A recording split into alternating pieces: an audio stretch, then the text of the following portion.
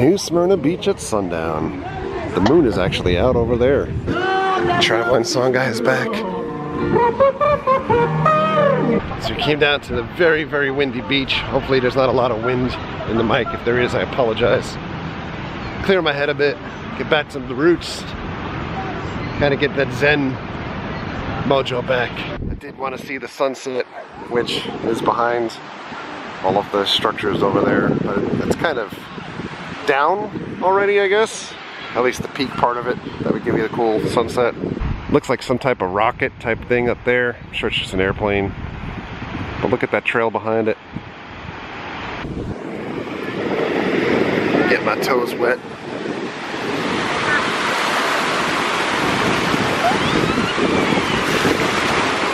Woo! I'm trying to keep the wind down as much as possible, but also have you guys soak in a little bit of this zenness.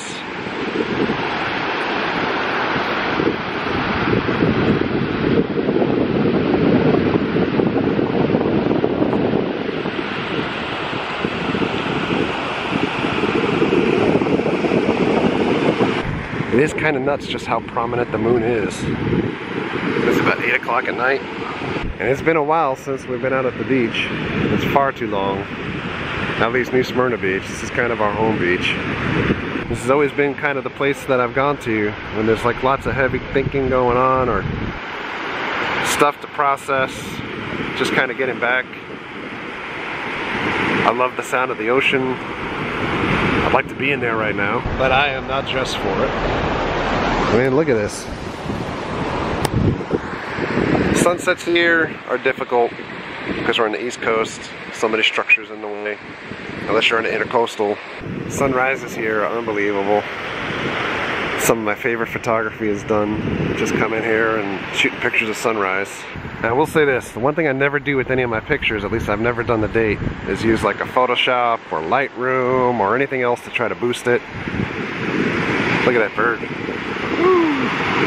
I like everything to be natural, the way I actually saw it that day. The camera, at least, as natural as it'll come out from the lens and the settings that you're taking it at. But I hate when you can make the sky a different color than what it actually was, or make fireworks look like ropes sticking up in the air. Things, it's just not natural. I like the beauty of actual, like, what the moment looked like at the time of the moment.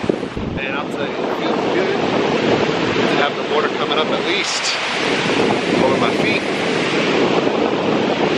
It's just one of those things that I always say, I'll say it again, it does not suck to live in Florida.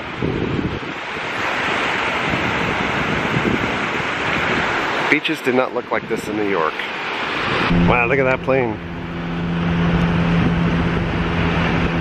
This little dark cloud actually has lightning going through it. See that?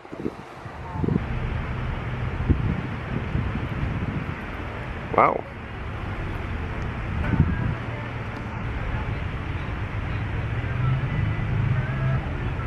On a positive note, that cloud is actually coming this way.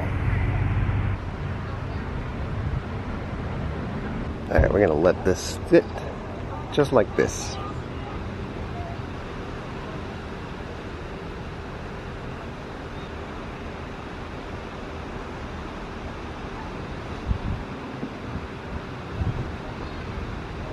Alright, we're gonna shake our sand out as best as we can and move on.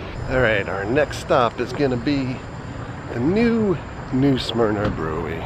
They moved about a month ago. This was our favorite brewery around this area, so we're gonna check out what they have. These are the beers that they have on tap. All of the initial ones are all New Smyrna Brewery. I want to say OBC, that's Ormond Brewing, and DBBC, that's Daytona Beach. This is the if you're not first, you're last Golden Ale. It is absolutely delicious. Full body, a little citrus, hoppy, awesome taste. Hey, it is a whopping 2 days later since we last filmed at New Smyrna Beach. I did want to get some thoughts together. Today's Sunday, that was Friday. But just to go back to what I was speaking about at the beach, it felt great to get back to basics. And what I mean by that, the idea of the channel was never to do theme parky type stuff 24/7. Instead, the idea of the channel was really kind of sharing what we do on a regular basis. It felt great to get back to the beach. That's been like a perfect zen spot for me for I can't tell you how many years since we've been living in Central Florida. And it felt great to bring folks along recently to other things that we've been doing outside of the theme parks. I've struggled lately in almost feeling compelled to visit the parks, even when I necessarily don't want to, because we've built such an audience around them. And I think so many people come and they look at us as like, here's the theme park guys, or the updates. And the reality is that so many people do theme park stuff on YouTube because the money that it brings in, and not because they're sharing what they love to do. And to give you an example, without giving away specifics, we could shoot something, and believe me, there's no giant windfall to be made at a YouTuber level like myself. But if you're shooting a video and it gets a couple thousand views, or 3,000 or 4,000 views, I might make $5 on a video, let's say, for something like that. On the other hand, we do a video that took probably 10 times as long, and was a little bit more passionate to do around like the Daytona stuff, or like the Beartooth concert, or things like that. I mean, I'm literally sitting on like 18 cents or $1.30 for certain things and stuff. So I'm certainly not in it for the money, but I think that when folks go to the parks and they see that, hey, I could put up a video about like the Hulk coaster, or I could do here's the updates on the latest ice cream flavors that the park has, or pretzels, or whatever it is, and they're not necessarily there to enjoy it. I think a lot of times it becomes transparent that folks are there because it brings them money, as opposed to doing the things that they actually love to do. With that said, I'd rather not have the parks define me and have things feel like work, when it felt great to get back to doing things that I actually love doing. Like I said, I know for sure I'd make a lot more money if I just focused on theme parks and went to parks every day of the week. But I also think that eventually you start to turn off people when you're only making videos around things like, hey, there's a pricing announcement for the next Halloween Horror Nights or Howl-O-Scream type thing, and here's the price range, and or for other special type events and everything. And I don't think that that's us either. And I think that's a little bit why we started working with Paul and Drew and Nathan on the podcast type stuff, to focus a little bit more on specifics for Halloween Horror Nights. I think that we're going to have our own videos, but I think historically what you've seen from us is kind of like overall things that encompass overviews of the event altogether, or experiences at the event. On the other hand, I have to wonder at times how long some of these parks are even going to allow for folks to shoot footage within the parks and put things up commercially on YouTube. I'd hate to build an entire YouTube career based off of going to a parks when you're going to a place that's similar to, like, if you went to a Major League Baseball game or a football game, or any type of thing like that, or you go to a movie. The stuff that you shoot, that while you're on site at those premises, is their material, and you're kind of rolling the dice, that folks are either going to catch or not catch the stuff that you're putting up.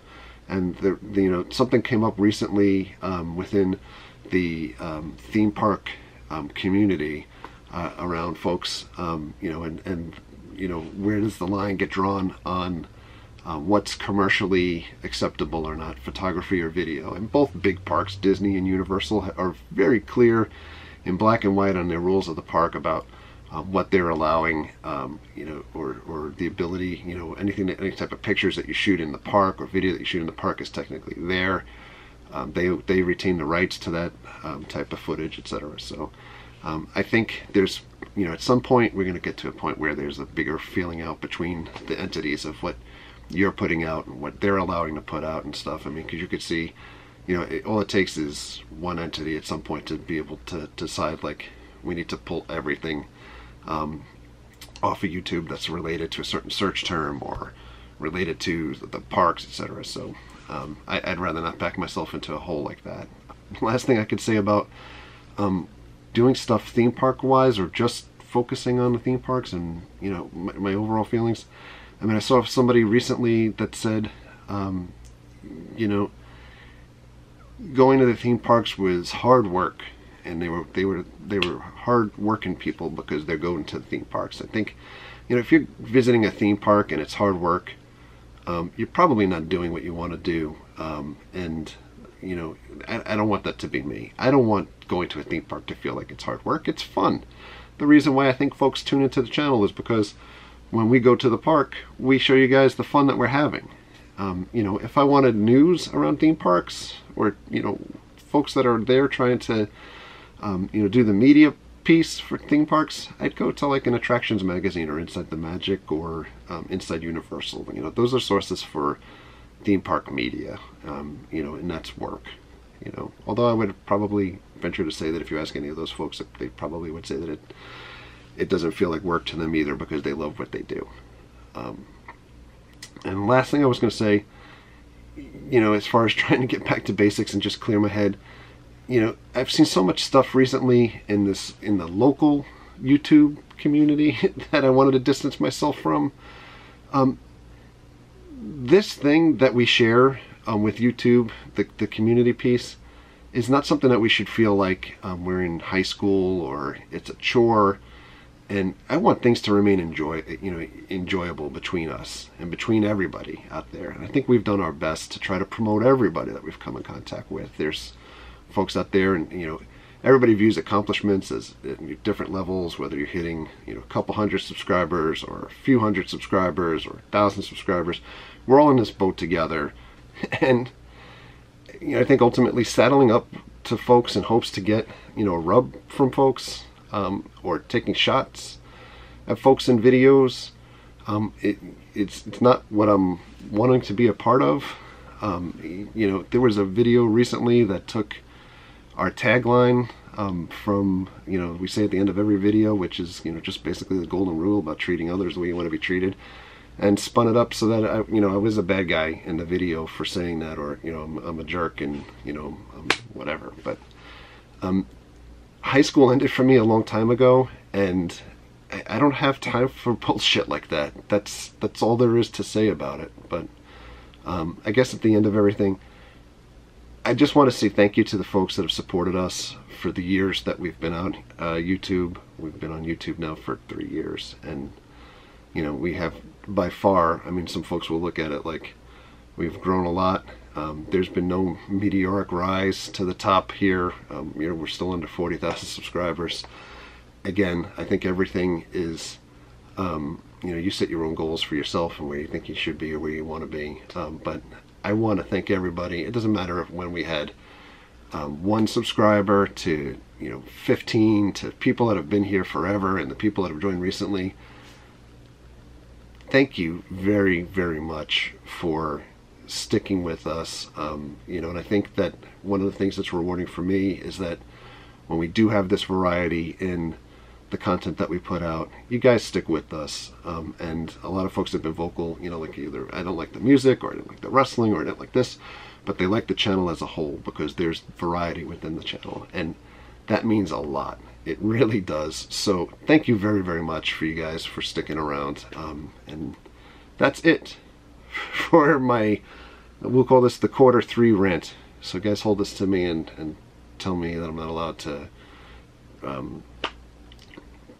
be whiny or expressive again for the rest of the quarter. So in any event, that's all we have for today. So thank you very, very much for all of your likes, your comments, your subscriptions. Treat others the way you want to be treated. Have a great night. We'll see you guys.